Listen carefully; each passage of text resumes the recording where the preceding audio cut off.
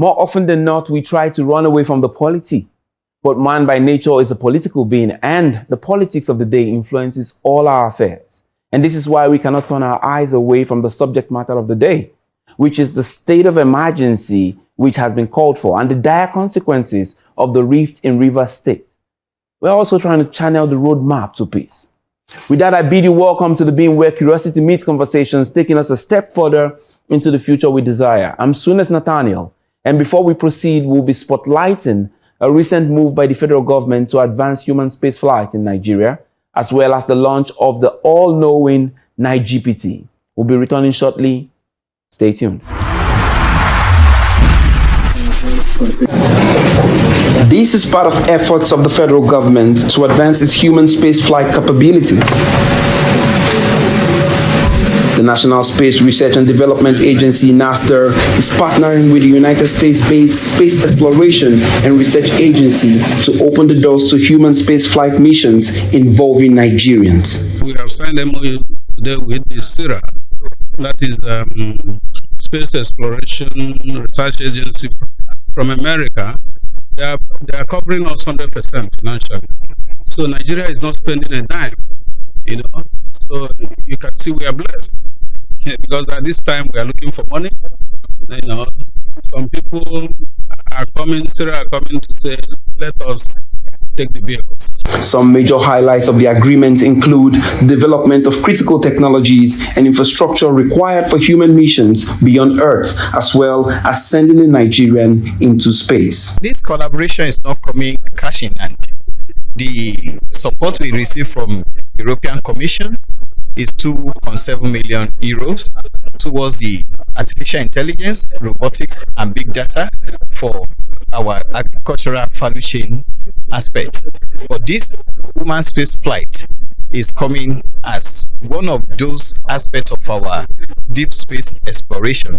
Like my honorable minister has mentioned, there are so many spin-offs that comes from this adventure, and we believe there are so many areas of STEM research will be open for Nigerians.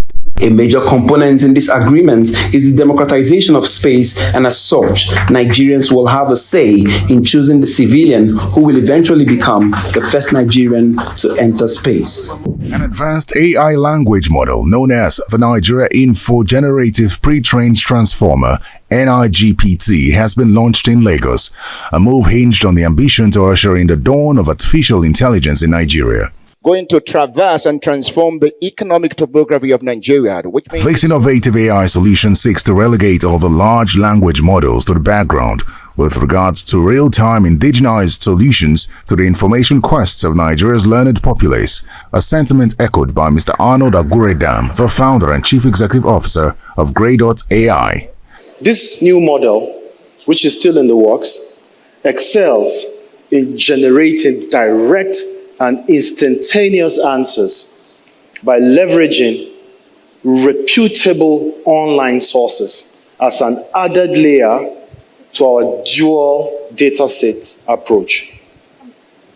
Our version 1.1 adheres strictly to the principles of accuracy, transparency, fairness, privacy, and respect for intellectual property.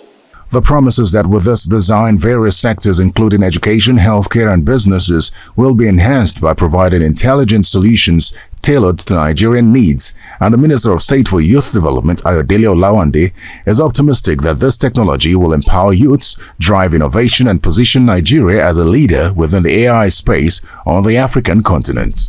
Artificial intelligence and advanced language models are transforming our world, driving innovation across all sectors. AI holds the promise of a future where technology augments human capabilities, fostering unprecedented growth and redefining our daily lives in extraordinary ways.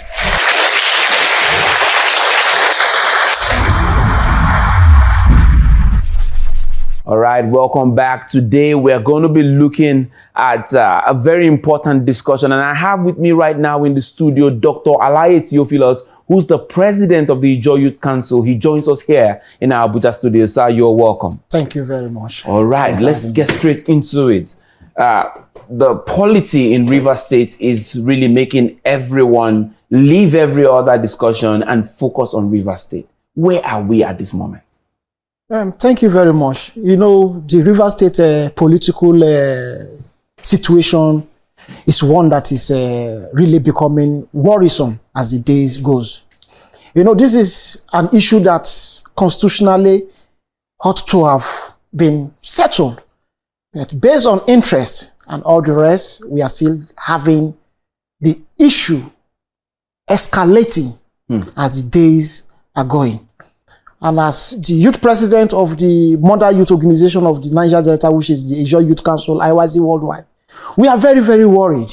And that is why we keep on pushing, meeting meaningful stakeholders, engaging them to see how we can settle the rift, the political rift in Rivers State in-house.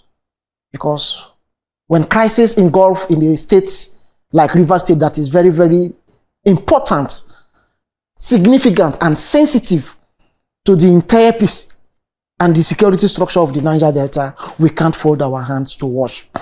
You know what's happening in Rivers State today, in as much as we are aware, is about test of democracy. It's test of democracy because when a serving governor or when a governor take an oath of office, his allegiance is to the state and the people of the state and not to one political godfather. Today, the governor of Rivers State has told Rivers people and the Nigerian system and the diaspora at large that the oath of office that he took is to the people of Rivers State and the government of Rivers State, and not to those or some few group of people that believe that because they partake in ensuring his victory at the pool, that he should be answerable to them. And he's telling them that no, my first allegiance is to the people of Rivers State, and how the Rivers State, the people of Rivers State will experience the dividends of democracy. And that is why you see that he has stood out and he has told those few group of people that want to gang up against the people of Rivers State that no, this is not the position. My first allegiance is to the Rivers people, and I must give them the dividends of democracy. You know, it's a very minor issue that at this particular point in time, we ought to have seen that maybe those few group of people that really don't want peace in Rivers State would have taken a step backward. But what we are seeing is that they are still pushing, and it's becoming worrisome as the days are going. I want to ask you, as somebody who thrives in the youth space, how is this affecting activities of the youth? How is it affecting the youth right now? Because Nigeria has a youthful population, and many of them are coming from that region. So the question then becomes, how is it right now affecting the young people? Anytime there is crisis in any given state or a nation, the youth always bear the brunt. Number one, the youth are the people that they are going to use in perpetrating those acts of violence. If there are issues of investors pulling out from that region, it is the youth that are going to be affected. If the state or the region or that particular nation has been demarcated before Committee of Nations or Committee of States as a place that is not worth doing business, it is still the youth that are going to be affected. Today, I can tell you for free, and that is why you see that the youth, even recently, we had what we call a youth security summit in Rivers State, where all the youth in the Niger Delta, both from Edo State, Delta State, Ondo State, gathered to discuss. And even in that security summit, in the communique, it was agreed that the political gladiators should sheathe their swords and give peace a chance. They must give peace a chance in Rivers State, because Rivers State is very sensitive to the stability of the entire Niger Delta. I can tell you for free, this crisis will affect the youth more than any other age group. Because the IOCs that are operating, we are the same group of people that have been agitating as youth that IOCs should relocate their head offices from Lagos, Abuja to any state in the Niger Delta. And if you are putting River State in this kind of light, that there are political crises, then what are you telling the investors? You are invariably demarketing your state. And that is why we keep on telling, in fact, this entire issue is just one man versus the entire state.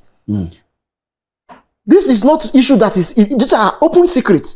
The FCT minister believes in the structure more than the well-being, the growth and stability of River State.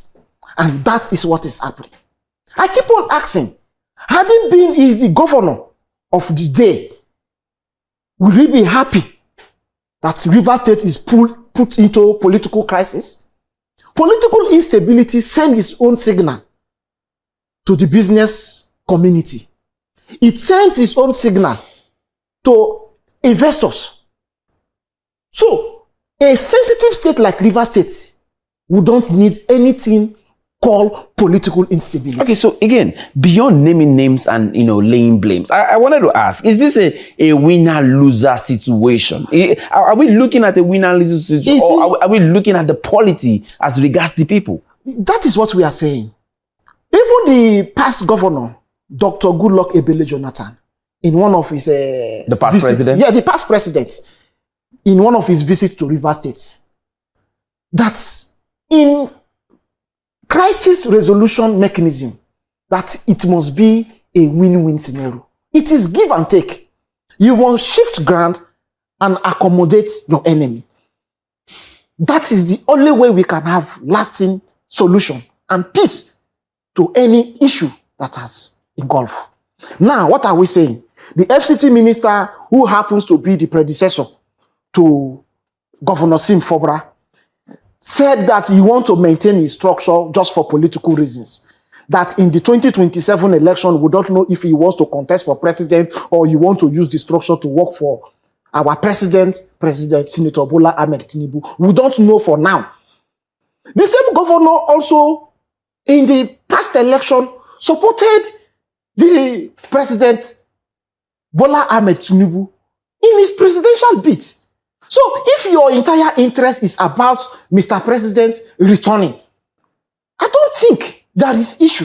But I mean, to be fair, he could also argue that whatever structure he's talking about is for the importance and the pertinence and good of the River State people. If that is the issue, then why are the Rivers people, not those in office, the Rivers masses, saying that the FCT minister should leave the governor alone to govern the state?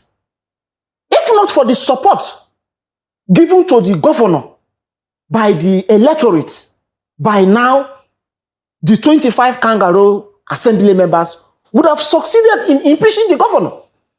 So it is the electorate that are with the governor and not the few cartel that want to serve their payments at every given cost. Well, they are not patriotic. Let me take you now to. Let me take you now. You're talking patriotism, and let's talk about people are already dying in this situation. Exactly. So, what's the positioning of the security apparatus within River State right now? I mean, yes, Nigeria, we are practicing a constitutional democracy, and in as much as we are operating a constitutional democracy, there are some extant laws enshrined in the Constitution that the State House of Assembly or the local government councillors does not have power to override or amend.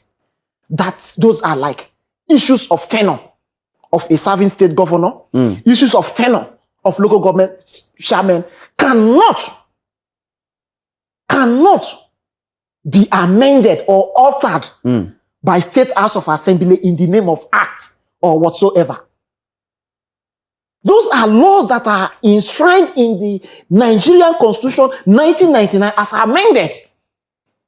The Local Government Establishment Act as amended 2018 also does not give House of Assembly, and that is why you see that when we talk about local government autonomy, at every given point in time, it is the National Assembly that will, in the process of constitutional amendment, will amend that particular act and send it to the State House of Assembly for ratification. And that is why you see that at every given time when the local government autonomy issue come on board, the National Assembly will round up their processes of constitutional amendment, send it.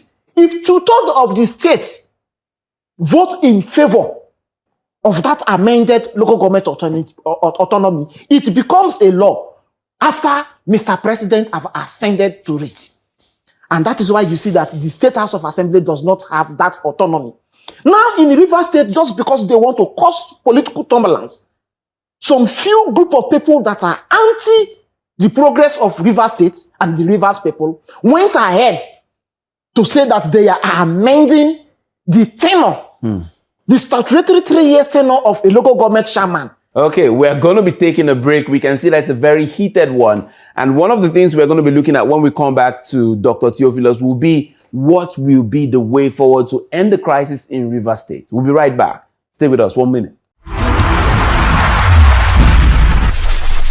Welcome back. You're still watching The Beam, coming to you live from our studios in Abuja. We have here with us Dr. Theophilus, and he's been giving us an insight as to the crisis in River State. And we're going to be going into mapping a roadmap, or making a roadmap to peace as regards that real crisis in River State. It's beautiful that you are talking about how the Constitution comes into play and where the law comes into play. So let's use the law and let's map a roadmap to what peace can, be obtained in River State as we speak. Now, the police, the security agencies are supposed to be custodians and guidance of our Constitution.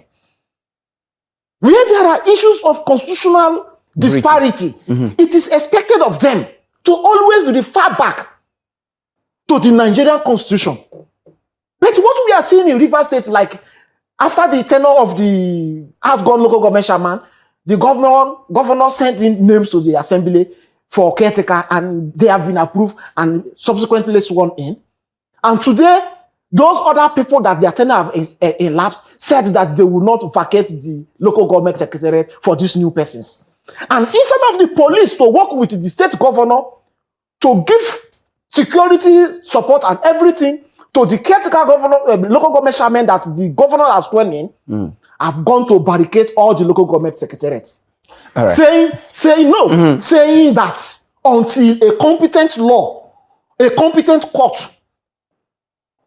give judgment of the issues that has to do with the kangaroo local government tenure amendment that the State House of Assembly did and the 1999 Constitution as amended that we are being guided by in Nigeria. It's uncalled for. You see, the problem we have been having in Nigeria, in as much as we have this national democracy, it is expected of the security to be always unbiased.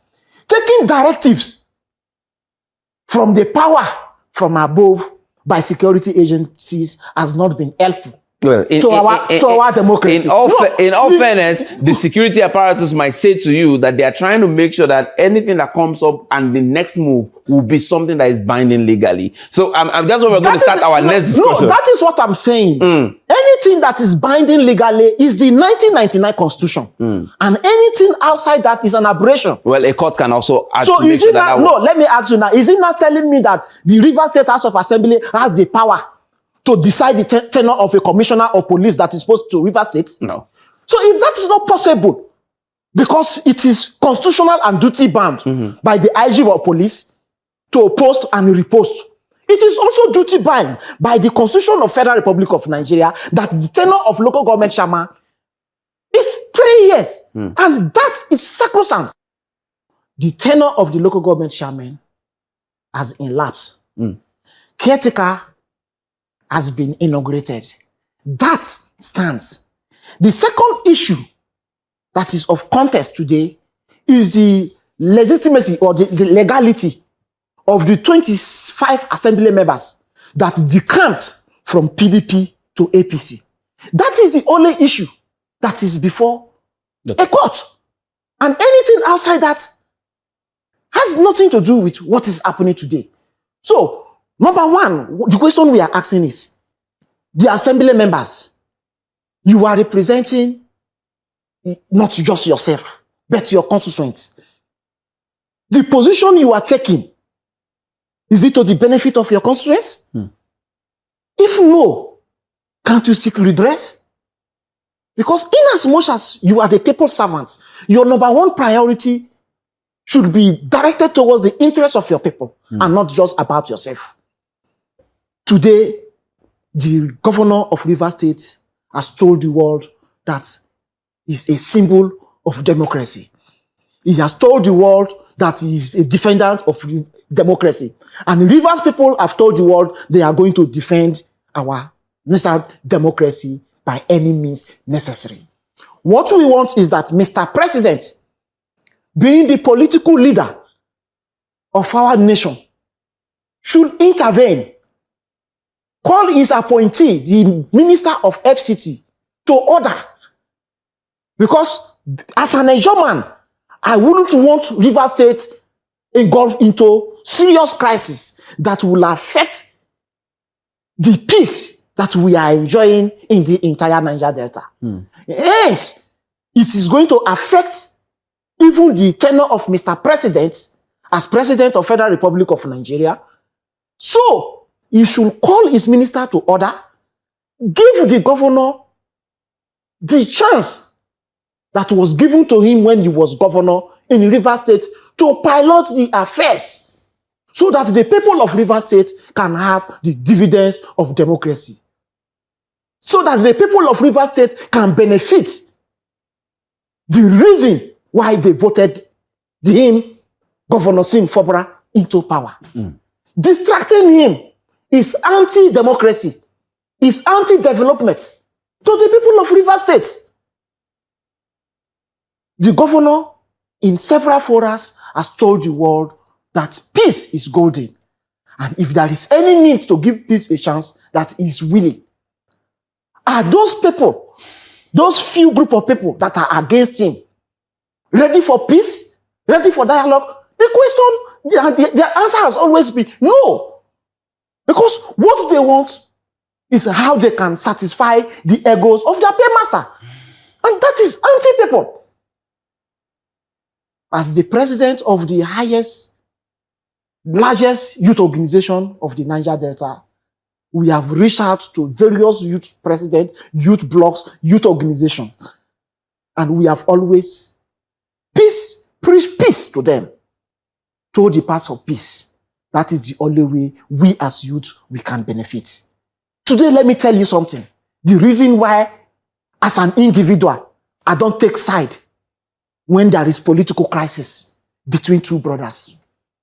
In 2015, when His Excellency Nyesom Wike took over power from Amaechi in Rivers State, there were political misunderstanding between Nyesom Wike, who happens to be the chief of staff to Amaechi and Amaechi in Amaechi's second tenure. Who were the cause of the problem? He said that Amaechi should not make Tony Okosha, today the acting APC chairman of Rivers State, his chief of staff. That both of them are from Obiakpor local government. That if Tony Okosha is made the chief of staff, Tony Okosha is going to drag power with him in Obiakpor local government, who is the leader of the party in the local government. And Amaechi go against all odds.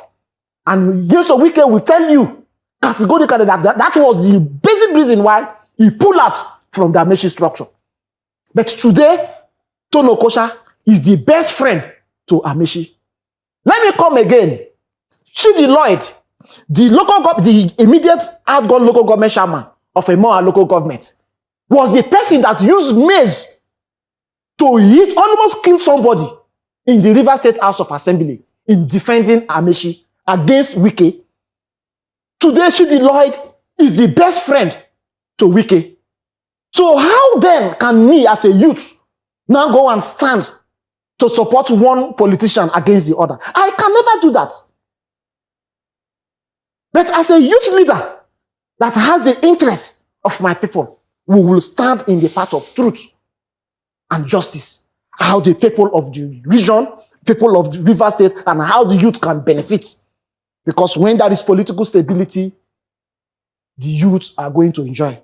Because there are going to be job opportunities, investors will come in, money will flow. When the economy boom, the people enjoys. So today now, if you say that let me go and stand with the governor, or let me go and stand with Wike. Tomorrow, when the both of them will settle, where will be my position? I will be a floating person. That means I have lost out in both ends. So I can never support one against the other. But we must stand on the path of truth. All right. That will bring stability, development, and democratic dividends to our people. All right. On the path of truth, that's where we're going to be closing it. Thank you, Dr. Theophilus, for coming on the show today. Thank you very much. That was a good one. Thank you very much. All right. That's where we're going to draw the curtain on our episode of this program today. Don't forget that you can share your opinions on this issue via social media using the hashtag ChannelsBeam and Channels TV News. Right now, we'll be leaving you with our top 5 videos of the week. I'm Sunis Nathaniel, and until next time, I would like to remind you that the path to progress must be paved with peace. Let the rivers people be still, and let the rivers there be still, because we can only achieve plenty through tranquility. This country needs unity. Till I meet you again, stay peaceful, no disunity. Bye for now.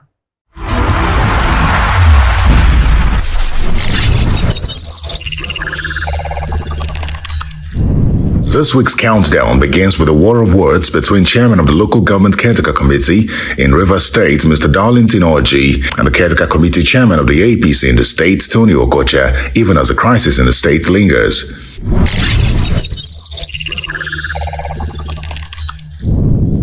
Staying in Rivers State, our next video is one in which a public affairs analyst and a senator debate issues surrounding the local government tenure crisis.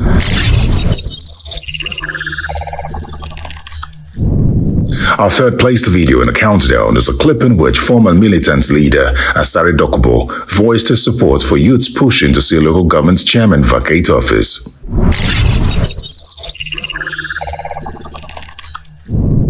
In second place on our countdown is a report in which we see Emir Lamido Sanusi snub police order to hold Doba in Kano State.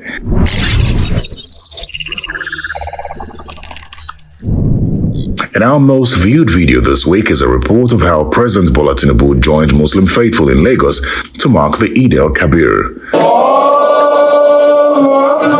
Well, that's it on our countdown today. Join us next week for more.